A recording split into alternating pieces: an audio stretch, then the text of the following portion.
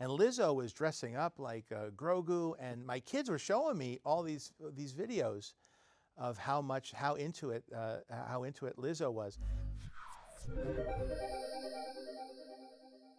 We got Lizzo and Jack Black got involved because honestly, one of the things that we really like about working on the show is we like to bring in people who are fans themselves.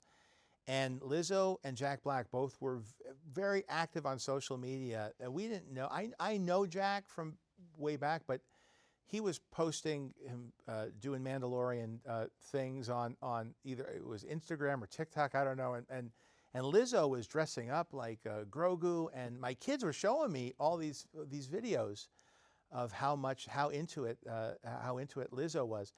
And so as we were figuring out, we had an episode that was going to have, you know, this really eccentric royal couple in a court, like something that felt like something out of Alice in Wonderland.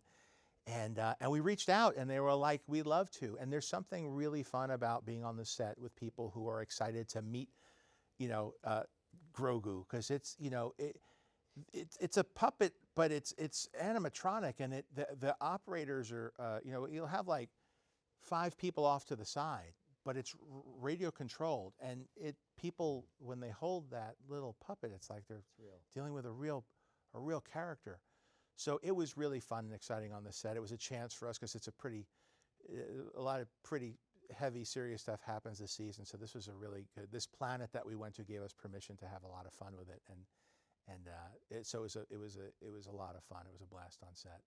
Christopher Lloyd is absolutely amazing. I met him many years ago, and he is just like, the same as I feel like he always was. You know what I mean? Like when I was a kid watching him, and Jack and Lizzo. I mean, come on. Thankfully, we got to a certain point where Bo was also amused by them. She had a smile on her face the whole time, because I wouldn't have.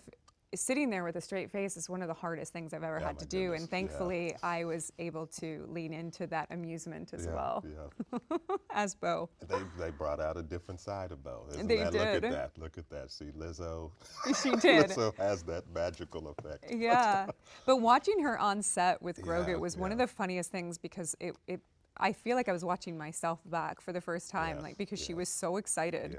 The first time she saw him, like she was like, I swear she had a tear in her eye. She was so excited to meet Grogu. Oh my goodness, yeah. Now, even when we first met with her, we did a Zoom, and her whole window was filled with Grogu's everywhere, cause and she was so excited about being a part of this, and I think the thing that brings all of us together are just the excitement about Star Wars, and these are fans, and I think both Lizzo and Jack Black have been fans of the show, fans of Star Wars forever, and so it was just it's great that there are so many people who love Star Wars and love the show, and then when you're like, dang, Lizzo, Yeah, I know, right? And Jack Black, they want to be on this. It's pretty great. Yeah, and listening to her story about how her father introduced her to Star Wars as well. Like there's so many common stories about how Star Wars came into people's lives, and it's just that common ground again that we're all fans, and